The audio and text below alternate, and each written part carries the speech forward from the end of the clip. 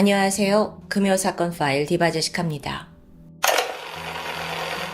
1940년대 조선, 당시 12살 소년이던 덕종이는 어느 날 면사무소 공무원이 건네준 쪽지를 받게 됩니다. 너무 어려서 그게 뭘 의미하는진 몰랐죠. 그런데 이때 공무원이 말해요.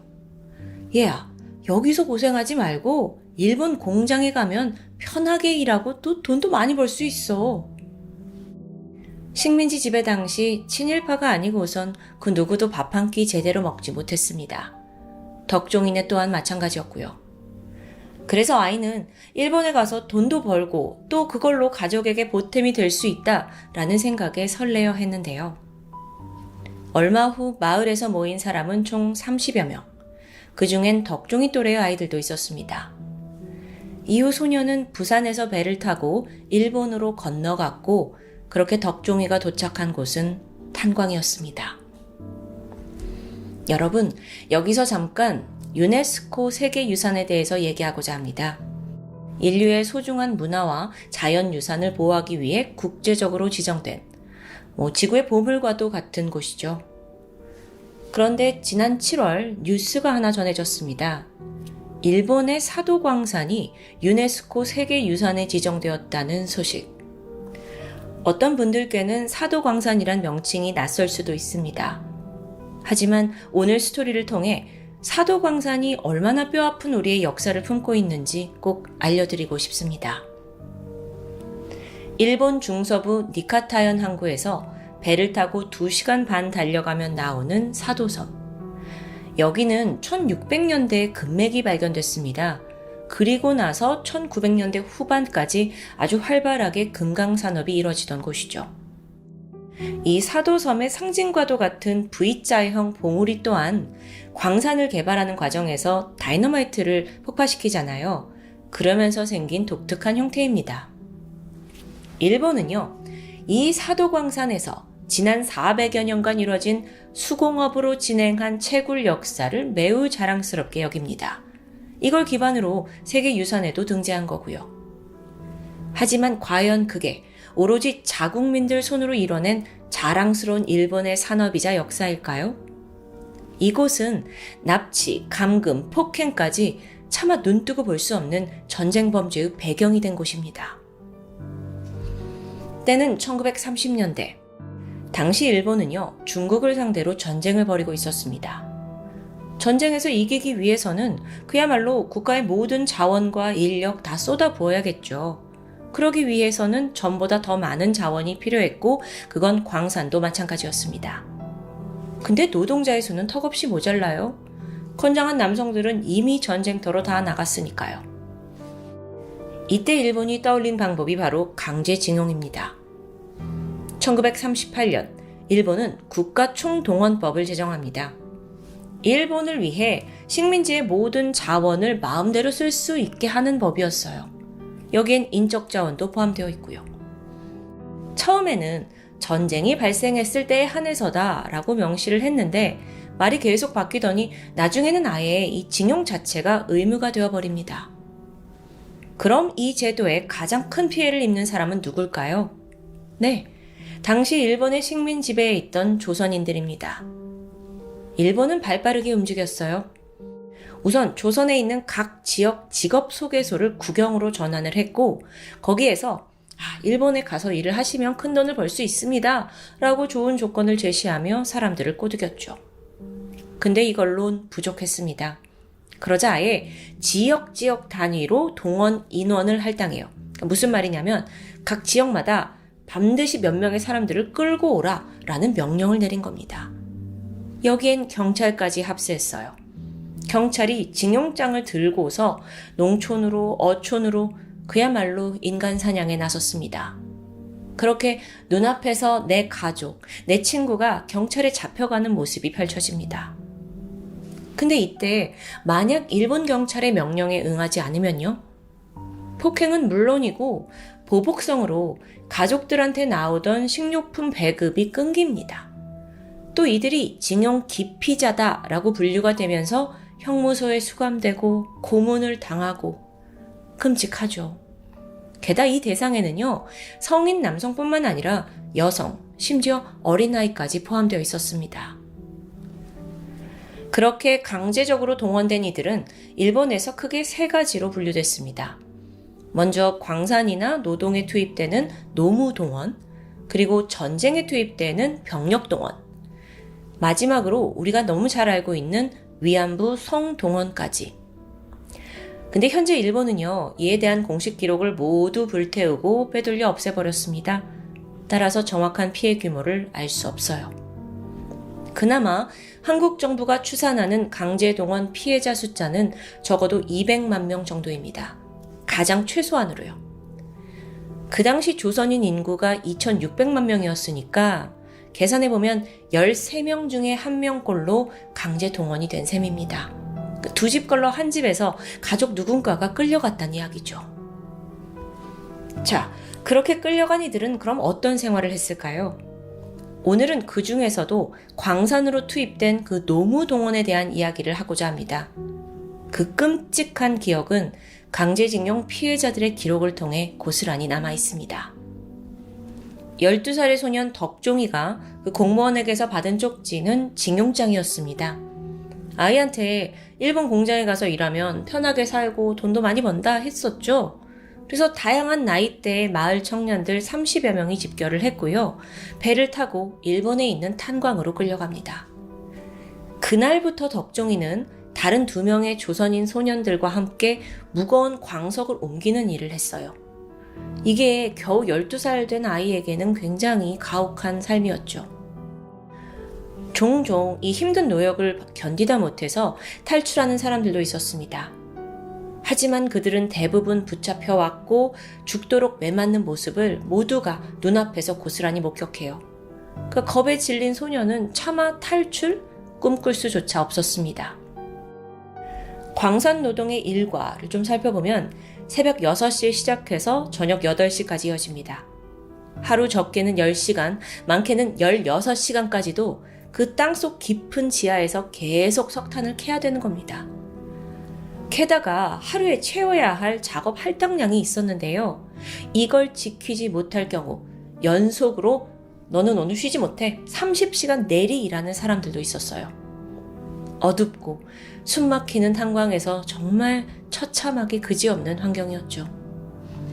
특히나 여러분, 탄광의 경우에는 가스 중독이나 폭발 사고, 또 낙석 사고의 위험이 높습니다. 그래서 이런 소위 기피 구역은 하층민 취급을 받던 조선인들에게 더 많이 배정된 거예요. 그렇기 때문에 부상사고, 사망사고도 빈번하게 발생하고요. 그렇다면 사도광산처럼 탄광이 아닌 금광은 상황이 좀 달랐을까요? 아니요. 석탄이 아닌 금속을 캐는 장소만 바뀌었을 뿐이에요.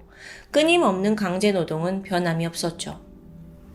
당시 일본은 전쟁 물자를 확보하려고 이 사도섬에다가 최소 1,500명 정도의 조선인을 강제 동원했습니다. 1939년부터 1945년까지 충남 충북, 전남 전북, 강원 경기 등지에서 조선인들을 다 모아서 강제로 배를 태워 보냈죠. 그렇게 낯선 섬에 온 조선인들은 더욱더 낯선 광부 일을 해야 했는데요. 물론 여러분, 이때 이 사도광산에 일하러 온 일본인들도 있습니다. 하지만 취급이 완전히 달랐어요. 그들은 주로 안전한 외부 시설에서 일을 했고요.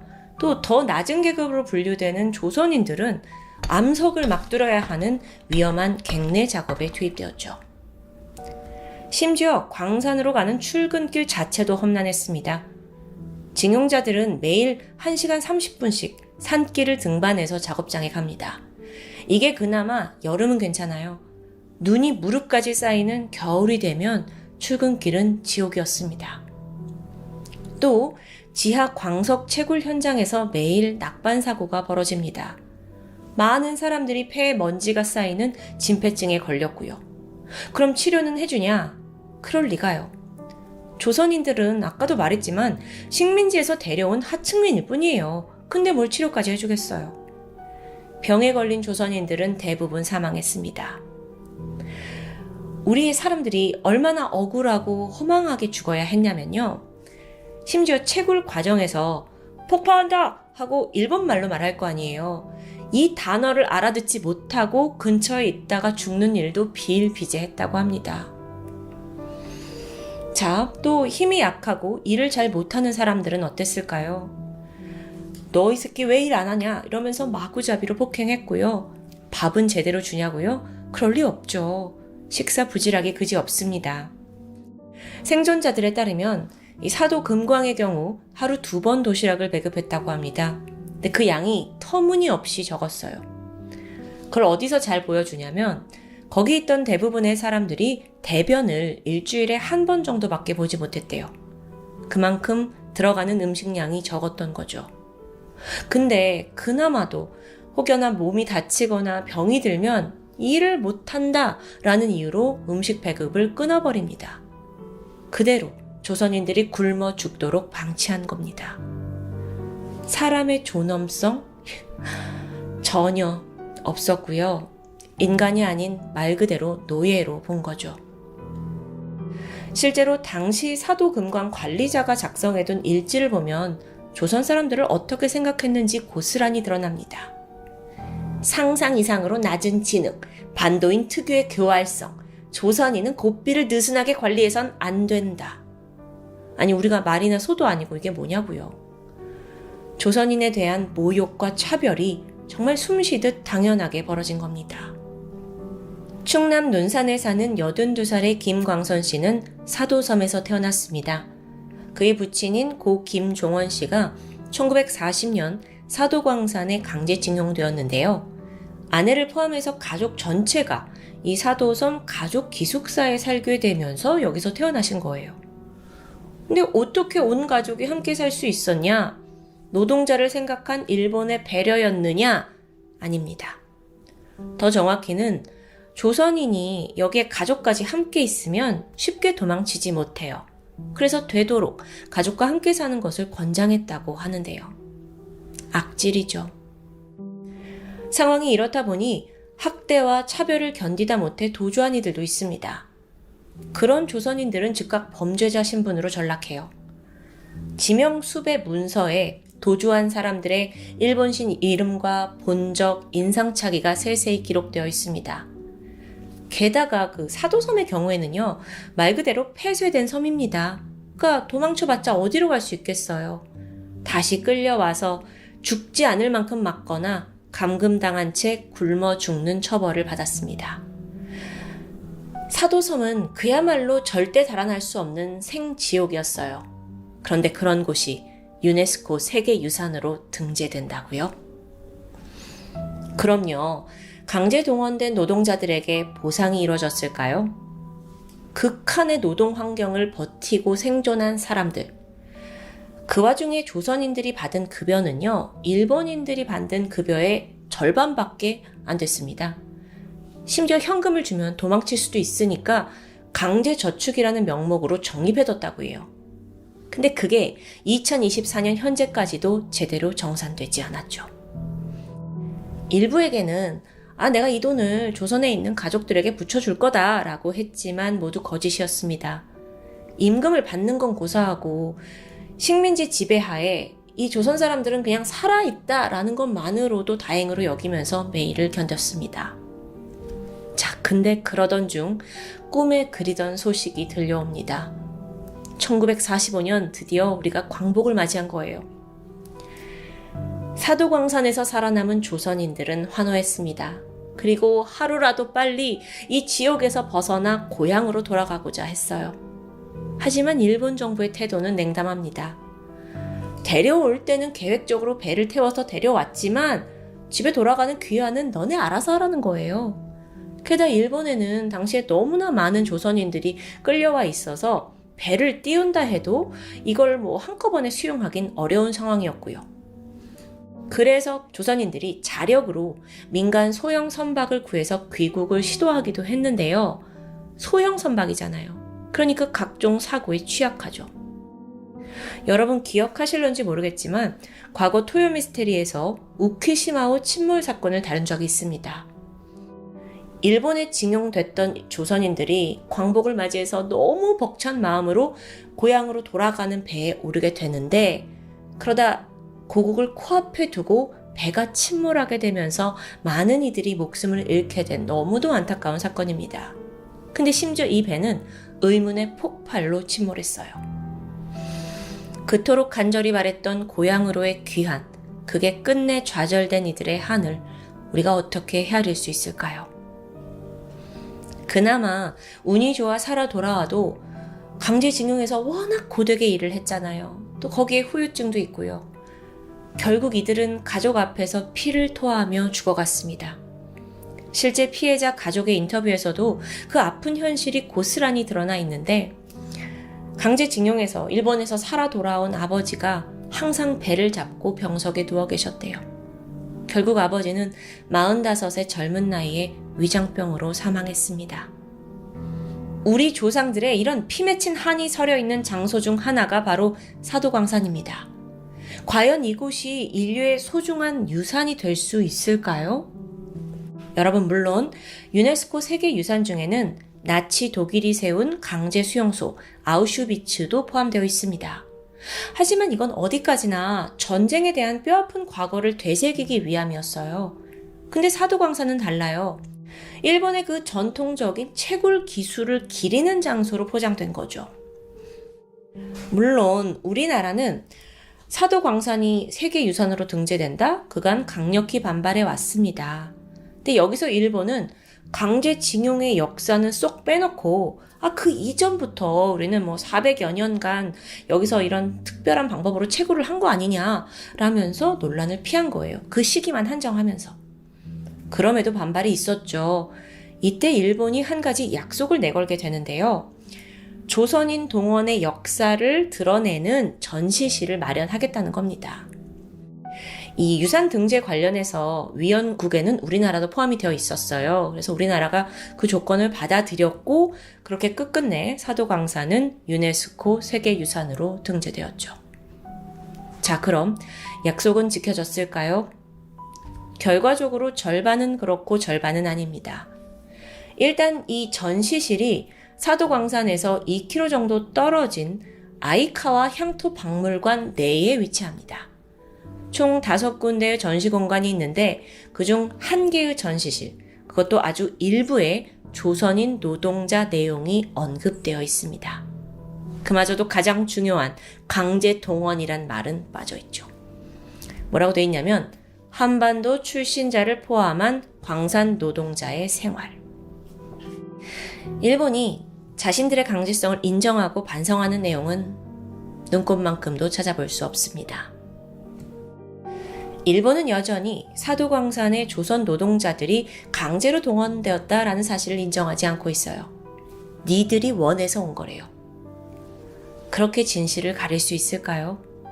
실제로 당시 광산을 관리했던 미쓰비시 광업이 일본 정부에 조선인 노동자를 요청한 기록, 그리고 일본 정부가 이걸 승인한 기록이 버젓이 남아 있습니다.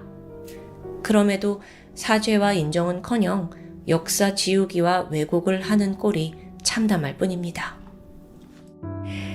다시 한번 묻고 싶습니다. 강제 노역의 역사와 한이 서려 있는 땅이 세계유산이 될 수 있을까요? 그 자체가 피해자와 후손들에게 가해지는 전쟁 범죄의 연장선상은 아닐까요? 머나먼 타지로 끌려가서 고통받으셨던 강제징용 피해자분들의 명복을 빌면서 지금까지 금요사건 파일 디바제시카였습니다.